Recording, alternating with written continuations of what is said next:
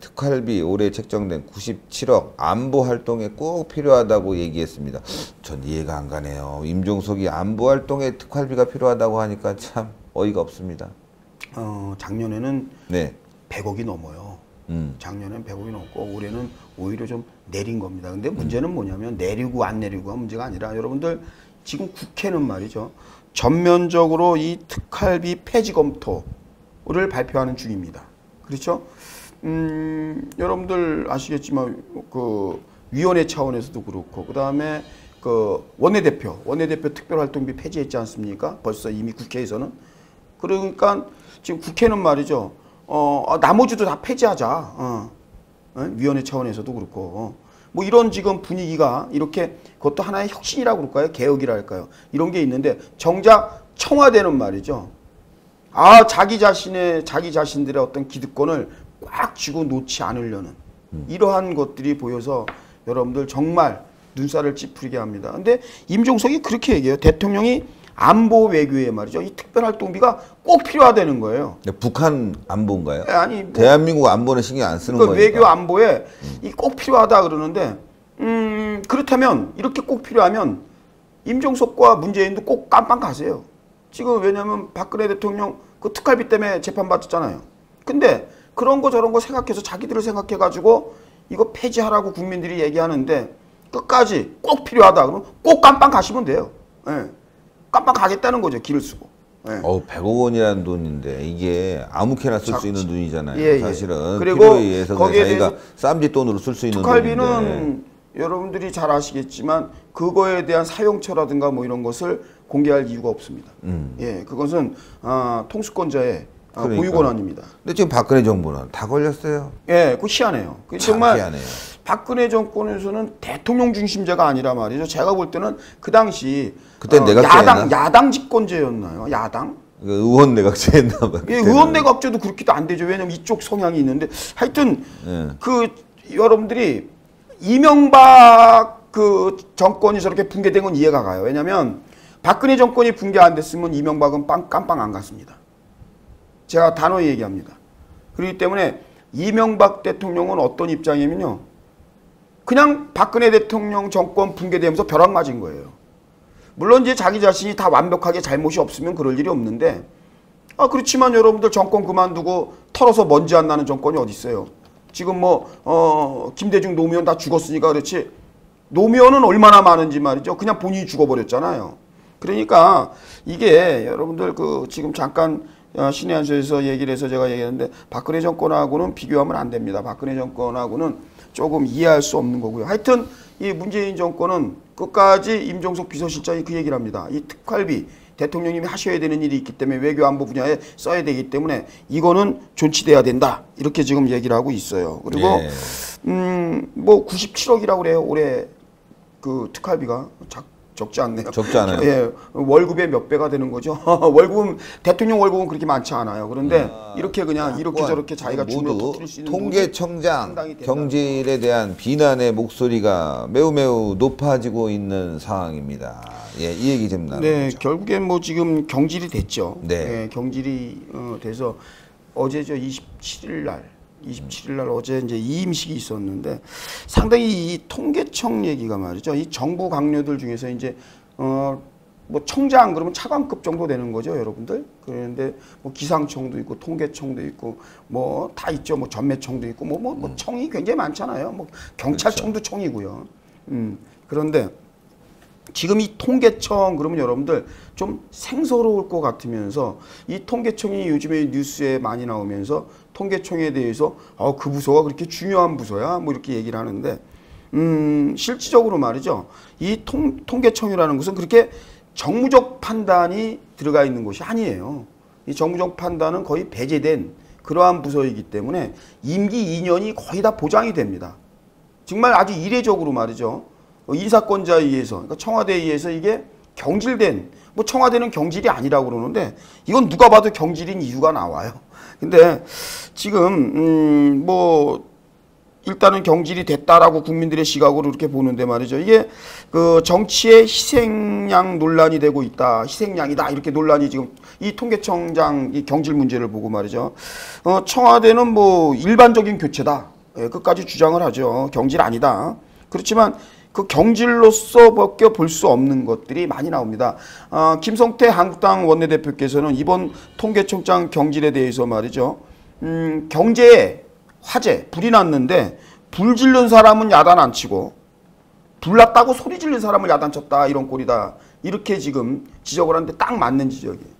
지금 이 통계청에서 얼마 전에 그 발표한 그 내용, 통계청의 자료 요것이 사실상 그 청와대에서는 부담스러운 자료가 통계청이 어떻게 조작하지 않고는 말이죠. 나온 자료 그대로 지금 보도를 했는데 이게 뭐냐면 양극화 현상. 예, 저소득층의 소득 감소 이거를 이제 통계청 자료로 나온 대로 보도를 했는데 이렇게 하다 보니까 말이죠.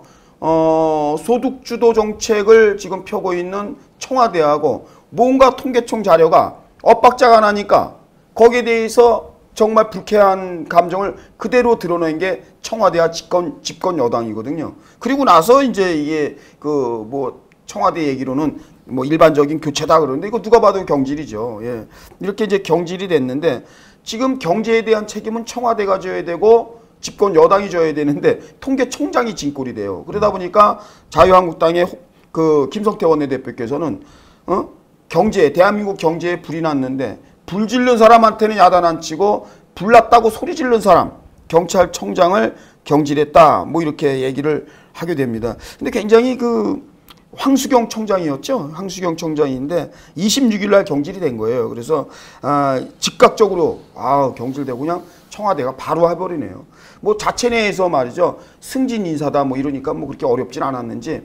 그리고 이 사람은 이번 통계청에 그 황수경 청장의 통계 자료에 대해서 조금 청와대 측에서 볼 때 굉장히 좀 비호적이고 우호적인 관계에 있던 그러한 발언을 했던 그런 사람인가 봐요. 강신욱 신임 청장이 이제 발표가 됐어요. 이 사람이 이제 청장으로 통계청장으로 등극을 했는데 제가 분명히 말씀드리고 싶은 건 이렇습니다. 이 통계청 결코 정무적 판단으로 일하는 그런 부서가 아니고 정확한 데이터를 통해서 우리 국민들의 알 권리를 충족시켜주고 그리고 모든 각 부처의 정책에 반영할 수 있는 자료를 제공하는 그러한 아주 중요한 부서인데 이러한 부서에 말이죠. 흔히 말해서 코드 인사 이런 것이 돼가지고 이 잘못된 통계 자료로 말이죠. 이렇게 되면 어떠한 현상이 일어나냐면 그만큼 잘못된 정책이 나올 수 있다는 거예요. 왜? 원재료가 잘못됐으면 그거로 만들어내는 음식은 여러분들 먹을 수가 없는 거 아니겠습니까? 그렇다고 한다면 통계청이 청와대의 기조에 맞는 사람이 들어와서 우리 국민들에게 전혀 도움이 안 되는 통계 더 나가서 청와대에 이쁨 받는 통계 자료가 자꾸 쏟아지면 쏟아질수록 그 손해는 그 피해는 국민이 볼 수밖에 없다 이런 얘기가 되는 겁니다. 그렇죠. 이거 뭐 당연히 국민이 볼 수뿐이 없는데 이 황 청장이 윗선의 지시를 잘 따르지 않아서 밉보였다 이런 발언을 해갖고 지금 이게 더 큰 논란이 되고 있습니다. 예, 일단은 뭐 여러분들 조금 그 논란의 배경을 한번 우리가 살펴볼 필요가 있어요. 정권과 이제 집권 여당은 소득주도 정책의 경제 논리를 지속적으로 이제 고집하고 있습니다. 지금까지. 그런데 그 당시에 이 통계청에서 어떠한 발표가 하게 되냐면요. 가계 동향조사 소득 부문에 대한 그 발표가 있게 됩니다. 근데 이게 굉장히 불편할 수밖에 없는 결과를 발표하게 됩니다. 청와대 입장에서입니다. 통계청이 내놓은 1분기, 2분기 조사에서 저소득층 소득이 줄고 고소득층, 그러니까 제가 뉴스에서 말씀드렸죠. 저소득 20%, 하위 20%와 상위 20% 간의 그 상대적인 그 갭이 차이가 많이 벌어졌다 이런 얘기를 해드렸는데 지금 그 얘기입니다. 저소득층 소득이 줄고 고소득층 소득이 올라가는 양극화가 심화됐다는 결과를 통계청이 발표하게 됩니다. 이렇게 되니까 문재인 정부의 소득주도 정책의 부작용 논란이 이제 제기가 되는 거예요. 그렇죠. 예. 혁신 정책과 이게 가미돼서 말이죠. 모든 것이 수위 조절이 돼야 되고 그리고 현실성 있게 반영이 되면서 정책이 탄력 있게 그렇죠? 그리고 유연성을 가지고 정책이 반영돼야 되는데 이게 급진적으로 말이죠. 소득주도 정책이라는 논리에 너무 편향적으로 가다 보니까 이러한 부작용이 있다라고 하는 경제 전문가들의 진단에 대해서 청와대는 불편하죠. 그리고 집권 여당인 여권에서도 말이죠. 통계청 발표에 대한 불만을 쏟아내요. 뭐냐면 이번 조사에 표본 가구를 지난해 5,500가구에서 올해 8,000가구로 늘렸기 때문이다. 그러한 결과가 나올 수밖에 없다. 왜? 표본 가구, 그러니까 표본을 오류했다. 이게 이제 그 더불어민주당의 주장입니다. 이게 말도 안 되는 게 표본이 많으면 오히려 더 정확한 거 아니에요? 그렇죠. 그런데 이제 그 설명이 미흡하다는 얘기는 더 웃겨요.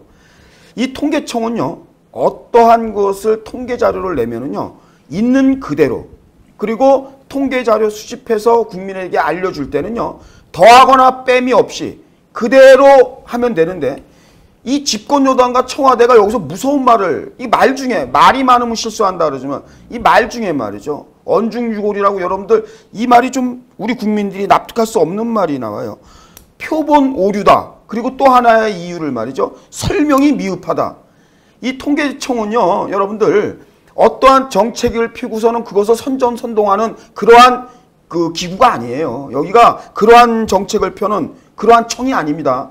통계청은요, 글자 그대로 우리 국민의 알 권리를 충족시켜주고 모든 만 가지 관계기관에 말이죠. 정확한 정보를 제공해서 나올 수 있는 정책에 충분히 정확하게 반영될 수 있는 데이터베이스를 주는 거예요. 그런데 거기에 무슨 설명을 이쁘게 하고 포장할 이유가 뭐가 있어요? 그렇죠. 이게 말 중에 말이죠. 집권 여당에서 불만을 토로한다고 토로한 게 말이죠. 그러면 국민에게 설명을 요구하는 건 뭐냐면 국민에게 좀 자기네 입장에서 청와대가 내놓은 소득주도 정책에 대해서 좀 홍보 좀 하지 그랬냐 이런 얘기거든요. 근데 통계청은 홍보하는 곳이 아닙니다.